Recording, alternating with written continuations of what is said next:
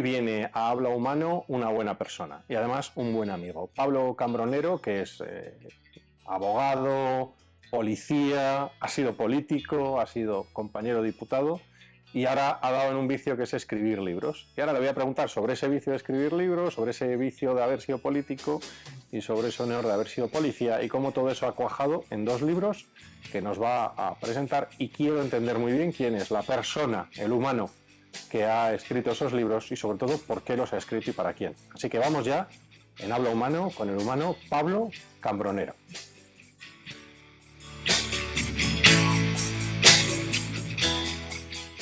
Entonces, lo mejor es preguntar al propio humano quién es. Pablo, ¿quién eres? Bueno, pues es difícil definirse a uno mismo, pero bueno, lo voy a intentar, lo voy a intentar.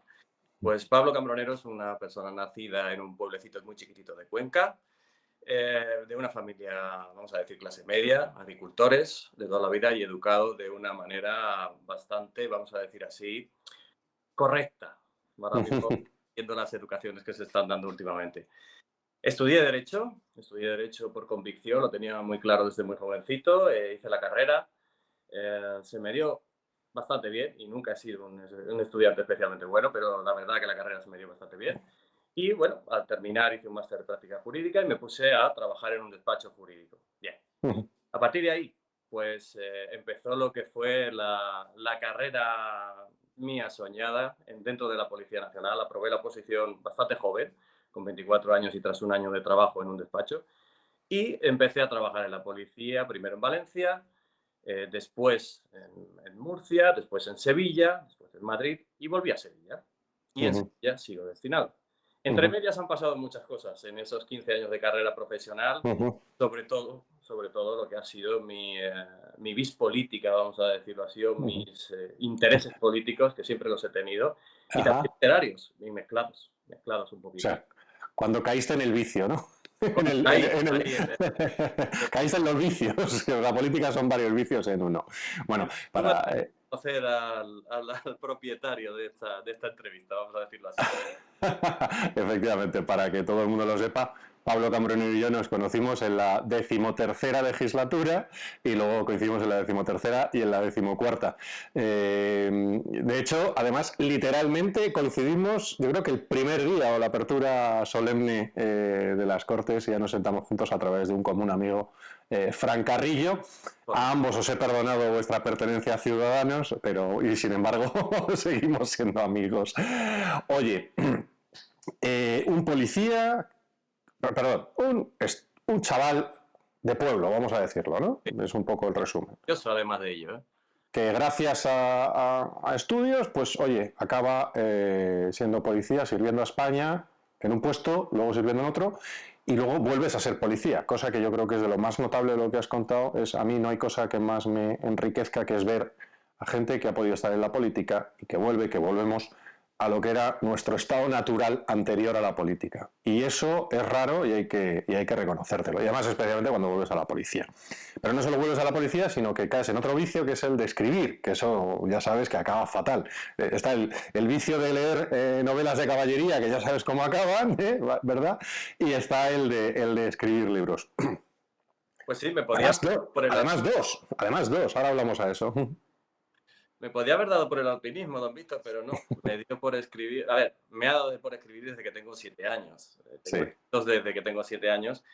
Sorprendente cuando, por ejemplo, aquí ahora estoy en mi pueblo de Cuenca, en Villagarcía del Llano, que tengo que decirlo porque es. muy bien.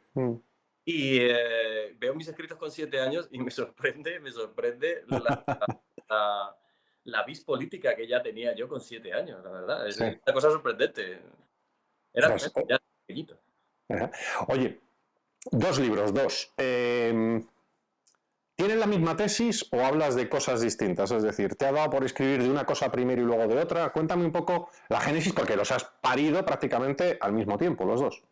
Sí, ha sido una cosa curiosa. Es cierto que el primer libro, Una hormiga contra sistema, de la editorial Mascarón de Proa, pues este es como que se venía fraguando un poco más a través de la actividad precisamente parlamentaria que tú has sido testigo de ella en cuanto a preguntas parlamentarias, porque tampoco podía hacer gran cosa más. Y ese libro ha ido como una especie de cronología de lo que ha sido mi transitar por el grupo parlamentario mixto. Aunque también hago un pequeño repaso de lo que pasó en el grupo parlamentario Ciudadanos cuando tuve que abandonarlo. Entonces, ese libro es como más un compendio de las iniciativas presentadas y de los escándalos Ujú, desde 2022 hasta el final, bueno, desde 2022 principios hasta el final de la legislatura, que fue prácticamente en 2023 avanzado. Entonces, ujú, bueno, pues en ese libro hago un pequeño resumen y es muy curioso porque al ver cómo se plasmaban los resúmenes de las iniciativas y las respuestas del gobierno, era muy curioso ver cómo los escándalos que entonces estaba denunciando o preguntando, vamos a decirlo así, preguntando yo a modo de denuncia, pues hoy se han consolidado y están todos judicializados. Es muy curioso. Leer el ujú, libro, de hecho, ahora te hace tener una vista de decir, joder, con 2022, pues ya se sabía todo lo que está sucediendo hoy en política, todo, sobre todo ujú, escándalos. ujú. Y Sí, además. este es el pequeño resumen del primero, pero el segundo libro es bastante diferente, pero se parece mucho. El segundo libro se llama La dictadura de la apatía, Ujú, de Almuzara Libros. Y este libro, que es cortito, es muy breve, es un compendio de las pequeñas batallas que están dentro de la guerra cultural que estamos librando. Hablo de todas, o sea, es una cosa muy resumidamente, muy en un lenguaje de que podríamos estar hablando en una barra de un bar. Y ujú, la verdad que está teniendo una acogida buenísima en cuanto a que hay muchísima gente que coincide conmigo y me dice, oye, estamos viendo que todo lo que pones aquí, joder, es lo que tenemos en el día, es lo que tenemos, lo que estamos combatiendo y muchas veces no sabemos que estamos ni siquiera combatiendo contra estos mantras, cambio climático, feminismo exacerbado, ideología de género, hablamos de cientos de miles de cosas, ujú. maldiciones, crisis energéticas, una especie de totum revolutum que Sí. lo que hace es que nos dirigen muchas veces sin ser conscientes de que lo somos y lo que pretendo con el libro precisamente es eso, hacer consciente a la gente, al lector, de que estamos en esa guerra, queramos o no, y si no nos Ujú, posicionamos, estamos con el enemigo. Eso es lo que siempre termino diciendo en casi todas las conclusiones en las que tomo en el libro. Y la verdad que está teniendo muy buena acogida, tanto primero que lleva por la tercera edición como el segundo, que ujú. ha habido una edición más grande y está bastante vamos a decirlo así, expandido por la geografía, incluso puede ser que hasta en el extranjero, es posible que vayamos a México. Y la verdad que estoy súper contento como se está viendo estos libros. Los he escrito desde que terminó la legislatura hasta Ujú. prácticamente Un hoy. año, sí. Un año, sí, los escribí los dos en un año, pero es cierto que al ser editoriales distintas, aunque dentro del mismo grupo editorial, sus tiempos son diferentes. Entonces, Ujú. ha casi coincidido en el tiempo. Con un mes de diferencia han salido los dos libros y la verdad que estoy muy contento. Eso sí, también te digo, es una ruina. Es una Es que es lo bueno. la Aunque lectura no, se gana más de policía y tiene menos riesgo que escribir libros, ¿no? joder, pero mucho menos. Aparte que Ya te he dicho que era un vicio, si es que... es un vicio y un vicio caro, ¿eh? Es un vicio Sí. caro. Vamos, si sales de la pobreza con libros, es que eres o reverte o nadie, o sea, sí. Ay, Dios mío, no te haré la broma aquella de que le hicieron a alguien que yo conozco que escribió su primer libro y le dijo, bueno, ya has escrito más libros de los que has leído. Vamos, No, ¿qué hacer? Eres maligno. maligno, ya lo sabes.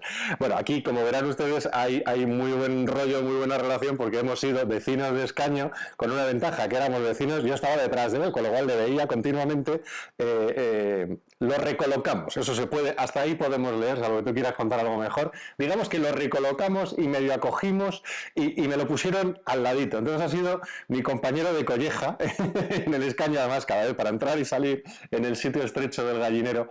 Pablo y yo hemos tenido conversaciones tete a tete, que dirían los finos, que es cuando tú ibas a tu escaño, ¿vale? O yo estaba en el mío, hemos tenido muchísimas conversaciones de complicidad sobre la realidad de este bendito país durante 4 años. Y lo que tengo que decir es que yo desde el primer día que vi a Pablo, al margen de estar en bancadas distintas, pero yo creo que compartimos y a Pablo se le nota enseguida.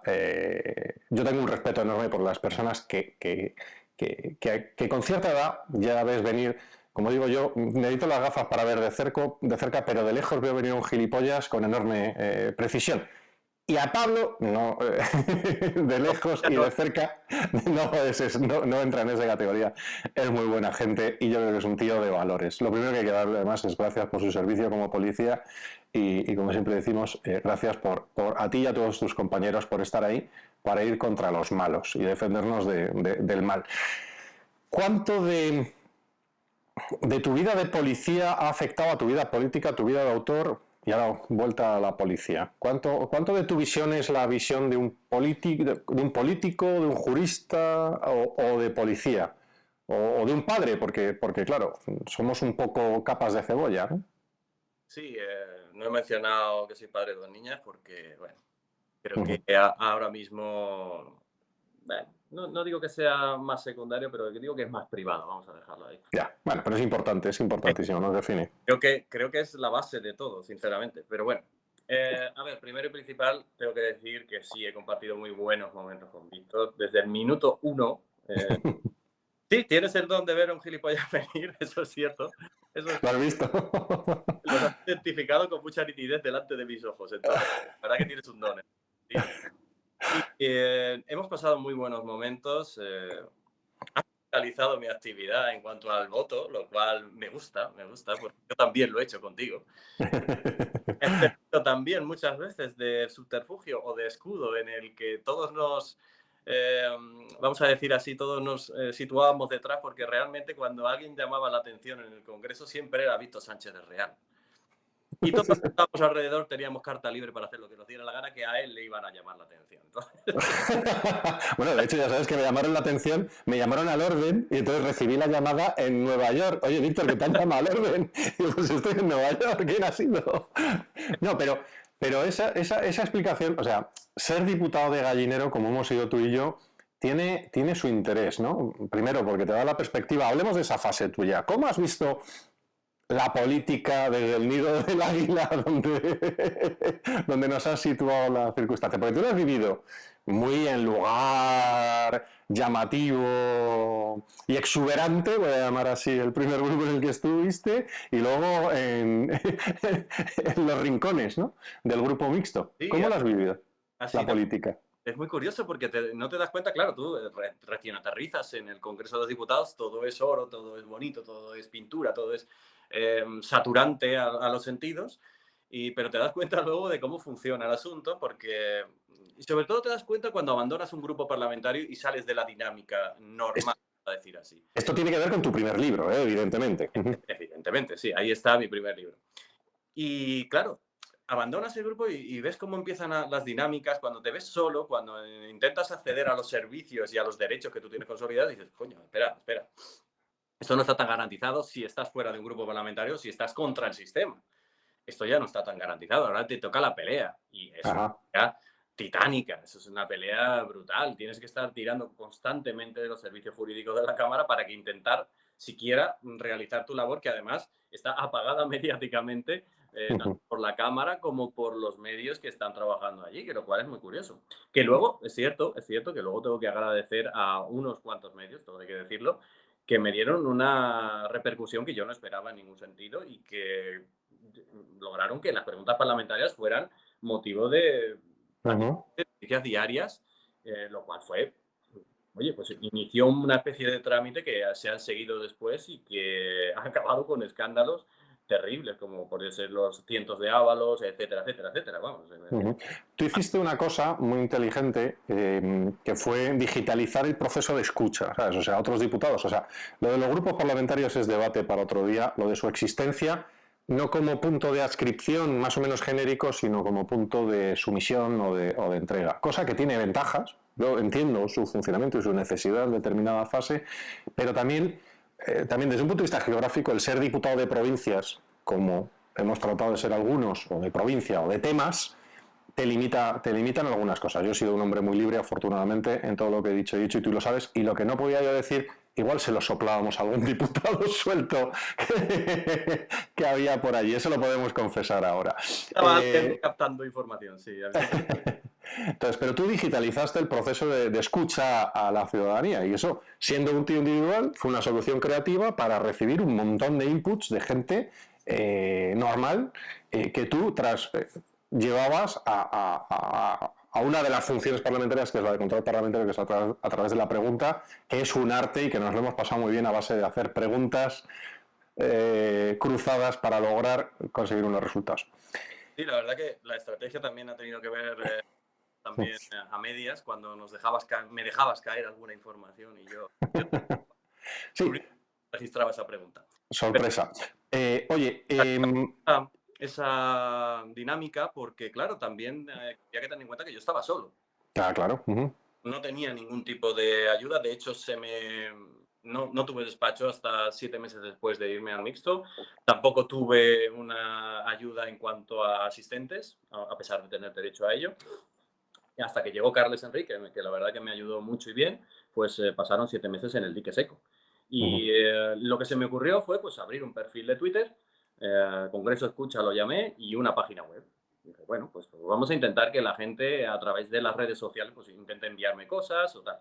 Y lo que sucedió fue, No, empezaron a ponerse en contacto conmigo gente, profesionales de muchos sectores, algunos de ellos muy, muy buenos, y empezaron a mandarme cuestiones y cuestiones y cuestiones, informaciones incluso muy relevantes que yo trasladé a la Cámara y otras muchas que no me dio tiempo a trasladar y que son súper relevantes, sobre todo en el ámbito sanitario.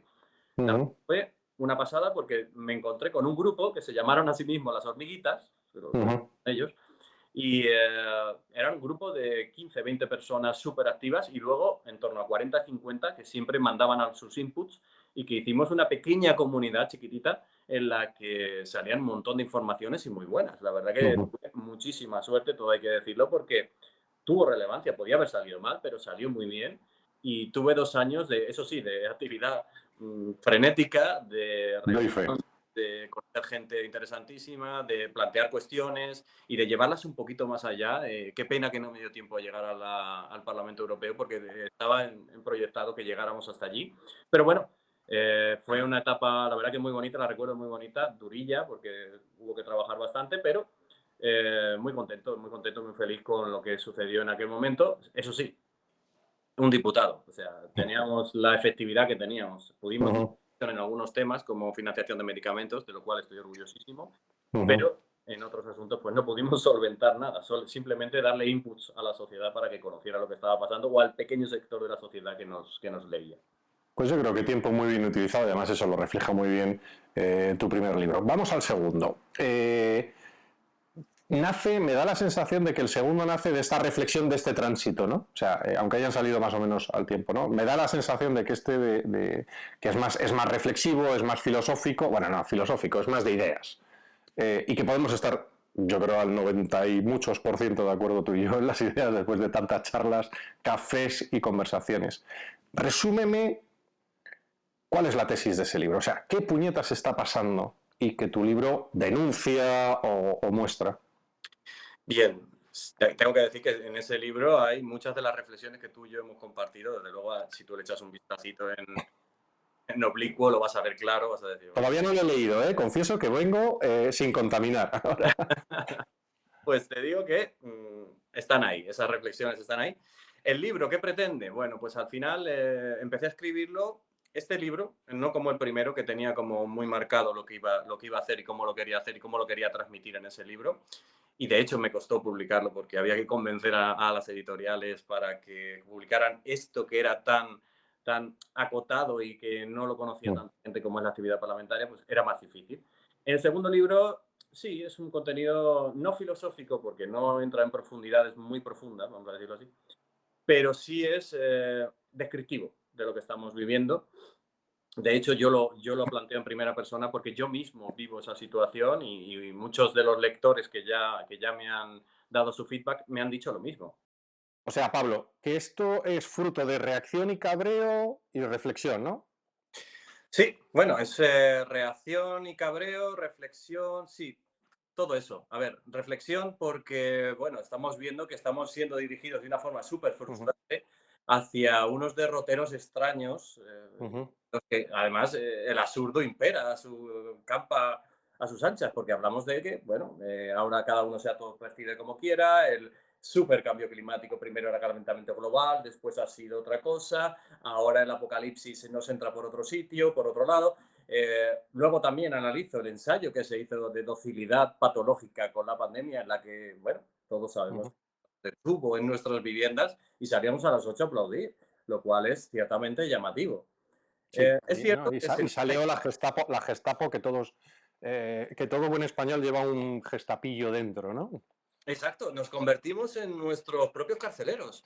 Era alucinante. Yo analizaba esto porque además resulta que en ese momento estaba yendo como portavoz de sanidad del Grupo Sí. Parlamentario de Ciudadanos en ese momento, viajaba a Madrid y veía todas las medidas que se empezaban a tomar y yo empezaba, no, vamos a ver, es que esto, ¿qué sentido tiene? ¿Qué diferencia hay entre el aire de la calle y el aire de mi casa?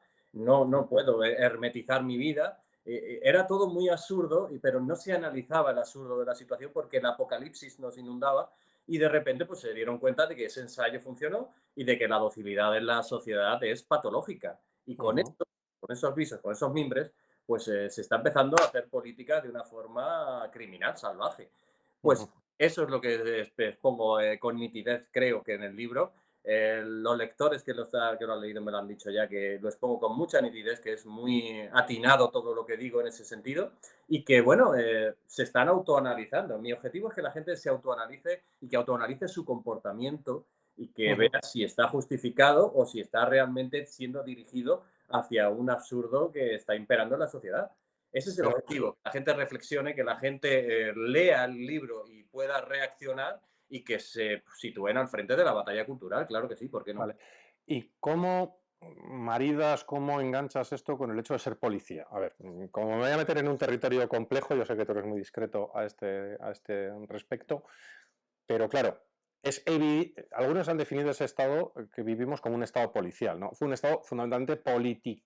O sea, los políticos se vieron con poder absoluto y con la excusa perfecta y venga, oye, y si hubieran dicho que teníamos que salir marcha atrás por la puerta de casa porque a alguno se le había ocurrido, hubieran implantado eso. Y ahora hablamos de resistencia. ¿Hasta qué punto el policía en ti, porque ha habido también una contrarreacción hacia esa imposición, incluso con actos antimilitaristas, antipoliciales, de resistencia, ¿no? ¿Hasta qué punto entre el extremo que ha logrado filtrar y meterse en nuestra legalidad y la defensa de una legalidad razonable, nos vamos a la resistencia? ¿Sabes? ¿Dónde está el justo equilibrio? Y sé que es complicado y que nos metemos en un lío con este pequeño debate. Esta pregunta es muy de Víctor Sánchez. Es, es atinadísima, pero compleja, muy compleja de contestar. Ya, es lo que tiene. Es lo que A ver, tiene, haberte ido un medio amigo. es lo que tiene tener amigos complicados. No, pues a ver, en ese momento tengo que separar, porque yo siempre lo hago, mi vida parlamentaria de lo que fue lo que ha sido y es mi vida policial, pero está notablemente influida, como no podía ser de otra manera. Yo como policía, como pues, gente que ha vivido en la calle, porque somos testigos directos de la calle, además he trabajado en la calle, que era el destino que a mí más me ha interesado y me ha gustado, y pues eres un testigo de la sociedad, ves los cinco Ujú, peores últimos minutos de la gente, ves también circunstancias siempre extremas y ves de lo que la sociedad puede ser capaz, tanto en el ámbito familiar como en el ámbito social y personal.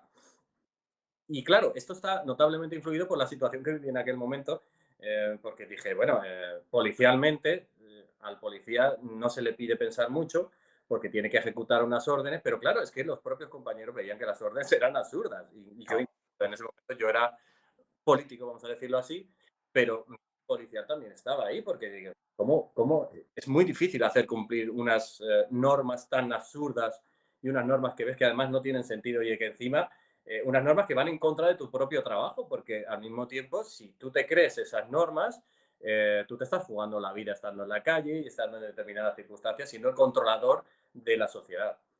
Esas circunstancias vamos, influyeron muchísimo en mí en el sentido en el que tuve conflictos, hay que decirlo así, tuve bastantes conflictos ujú, con compañeros por cuestionar las normas dadas y cuestionar también las claro. órdenes que recibíamos y cómo las ejecutábamos. Con muchos compañeros he hablado, tanto a modo personal como en público, porque tampoco me he cortado mucho en decirlo en público, Ujú, de decirles, señores, estas órdenes son, si no ilegales, rayan la ilegalidad. sí. Por lo tanto, tendremos que hacer algo, tenemos que reaccionar de alguna manera. Utilicemos los subterfugios que tenemos, utilicemos los sindicatos, utilicemos redes sociales, utilicemos todo lo que tenemos a nuestro alcance para intentar salir de esa diatriba y de esa Sí, el estupidez dilema, es un generalizada que dilema ahora mismo. moral judicial, ¿no? Jurídico. ¿Cómo? Es un dilema policial jurídico moral, ¿no? Es todo a la vez, es un Todo. dilema, pero en el que yo como soy, pues me he posicionado. Me he posicionado y me he convertido en un dudacionista, en un extremísima derecha, incluso más incluso que vosotros. He sido enemigo público de muchísima gente Sí, y en la opinión pública se me ha juzgado con severidad, incluso en la opinión policial también, por cuestionar lo que en aquel momento sucedió, que hoy estamos viendo que era absurdo. Pero sí, claro, lo estamos viendo hoy. En aquel momento posicionarse en contra era situarse en dirección contraria a toda la circulación. O sea, ibas a chocar de frente seguro y sí, choqué. ya. ¿Ha merecido la pena? Mucho. Ujú. Creo que duermo una horita más por la noche gracias a lo que hice. Sí, yo creo que tener la conciencia tranquila es una cosa absolutamente. O eres un inconsciente, con lo cual duermes con la pierna tranquila, yo creo que hay mucho también inconsciente, pero el haber dicho lo que debías cuando debías y, Sí, y con su decir resultado, una, yo creo que transmite mucha tranquilidad interna, interior, ¿no? sí, mucha, mucha. Yo te digo que todo lo que presenté, todo lo que hice, y el único pero que le pongo a lo que hice es que no tuve tiempo de hacer más. Ya, claro. Creo que fue lo que tenía en mente hacer, lo que había prometido en su momento y yo lo intenté. O sea, el que lo intenta no está obligado a más. Yo intenté hacer todo lo que venía en un programa electoral, Ujú, decirlo, intenté hacer valer los valores que consideraba que eran los correctos en ese momento, cada ujú, uno de los suyos es evidente. Y creo que la ujú. gente que pudo ver y pudo ser consciente de lo que hicimos en ese momento, porque, a ver, yo me sitúo al frente, pero es que había mucha gente detrás, o sea, yo no soy yo solo, había mucha gente que al final empecé Sí, solo, pero terminé con muchísima gente. Entre todos estabais vosotros y tú también especialmente, gracias a tus conversaciones, como ya hemos dicho antes, pues, salían muchas iniciativas mm, y tú siempre enriquecías el debate de lo que me ah, estaba bueno, pasando en la cabeza y lo que llegaba desde fuera. Por lo tanto, y estoy viceversa. orgulloso Ujú. y el único pero es no haber hecho más. Bueno, pero llegamos, había un muro, cada uno llegamos con una impresión del muro como estaba, unos llegaron por mar, otros por tierra, otros paracaidistas, y derribar un muro es complicado, mi resumen es que derribaron, pero por lo menos les hemos quitado unas cuantas piedras y les hemos dejado unas pintadas cojonudas. Tú has dejado intervenciones en el Congreso que creo que son pintadas que nunca van a poder quitar de allí. Bueno, en fin, y tú también. Oye, libro se puede comprar en cualquier librería, pondremos algunos enlaces. ¿Y ahora qué? ¿Cuál es el...? Vamos a... Yo te decía, siempre en habla humana intentamos entender quién puñetas es este tío, qué puñetas ha hecho y ahora viene la parte final. Y esto de qué puñetas, lo podría decir con taco, esto de qué puñetas le sirve al que nos haya escuchado hasta ahora. Venga, dime Claro. algunas claves de para qué les puede servir. Esto es lo que puñetas quiero. A ver, realmente todo esto que hemos hablado, de todo esto que quién soy, cómo he sido en mi etapa política sobre todo, también un poco en mi etapa policial y ahora en la etapa literaria, vamos a decirlo así. ¿Qué pretendo? Pretendo que el lector, la gente que ha podido ser testigo de lo que se ha hecho en la Cámara, pues pueda dudar, Ya. simplemente, Ujú, que pueda dudar de lo que le viene establecido, que pueda tener capacidad crítica, que pueda ujú, levantar un poquito la vista de la pantalla, sacarla un poquito, leer y decir, joder, es que esto que me están imponiendo es absurdo. ya. Con eso, con esa capacidad crítica, la gente podrá tener una mejor decisión a la hora de participar en democracia. Al menos esa es mi ilusión y eso es lo que creo que puede llegar a servir de lo poquitas cosas que pueden sacarse de lo que he intentado hacer durante los últimos años. Creo que lo que se puede sacar es eso, que la gente pueda, al verme, un poquito dudar, a decir, oye, pues este tío, este loco igual tiene algo de razón, aunque sea lo más mínimo, o en este tema concreto, y diga, pues sí, voy a analizarlo, voy a ver por qué están haciendo esto, qué objetivo puede llegar a tener, y si comparto ese objetivo, no lo comparto. Ya está, Ujú, simplemente que la gente pueda dudar, que no esté prohibido dudar, que no seamos condenados los que dudamos como dudacionistas terribles o como Mm, fascistas de extremísima derecha. no. Oye, tú ahora estás, esta entrevista la estamos haciendo, tú estás de vuelta en tu pueblo, Sí. que no hay nada más orgulloso que ser de pueblo, hijo de, de pueblo, y ahora has vuelto a... Estás en tu casa de la infancia, ¿no? Entiendo. Y estará ahí tu dormitorio en el que está Pablito, ¿no? ¿Cómo te llamaban a ti de pequeño? A mí me han llamado de todo, pero no, me han llamado Pablo. Mi madre es que es muy Pablo. pulcra. En los nombres, mis Vale. padres son pulcros. Ahora, Pablo Cambronero entra en la habitación, que supongo que tendrás ahí todo tipo de pósters y recuerdos todavía. Si te He quitado mucho Ya, por ya, ya, sí, cargado de la menos mal, no hablemos, que hemos tenido que... Eres hijo de una década compleja. Pero si te encontraras ya por terminar, si te encontraras a Pablo Cambronero, aquel de 7 años que escribía cosillas, ¿tú crees que Pablo Cambronero, un chico de pueblo, de un pueblo de Cuenca, estaría... ¿Qué te diría? ¿Qué piensas que te diría? Bueno, ese niño que era la vergüenza hecha persona, fliparía, lo primero. Diría, pero El mío, ¿en qué el mío momento de también. tu vida te has puesto delante de una cámara y no te has muerto?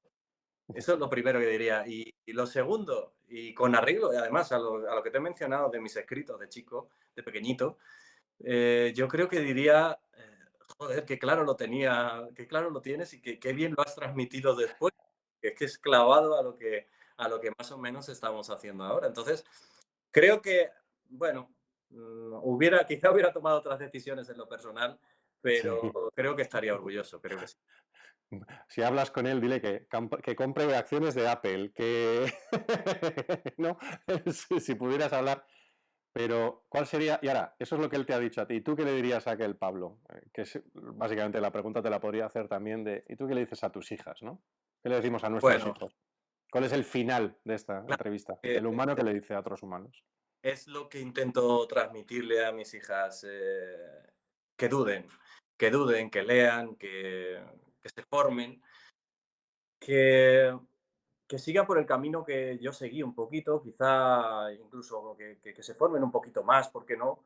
Si tienen esa capacidad y esa posibilidad, que lo hagan y que duden de todo, que tengan capacidad crítica, que tomen decisiones coherentes, aunque bueno, hay ciertas edades en las que eso es difícil, pero yo les diría sobre todo eso, que tengan capacidad de pensar por sí mismas, que no las dirijan, que no se dejen dirigir sin dudar siquiera de lo que se están imponiendo. Y es un poquito lo que le diría también a ese Pablo para, en el momento en el que he sido dirigido, que también lo hemos sido, hubiera dudado un poquito más y hubiera tomado otras decisiones. Pero bueno, aparte de eso, creo que hay que transmitir a nuestros hijos esos valores de un poquito de autocapacidad crítica, de saber analizar la realidad, la de verdad, no la que nos están imponiendo, y que decidan con libertad, que al final lo que se pide a la gente y lo que se tiene que tener es libertad.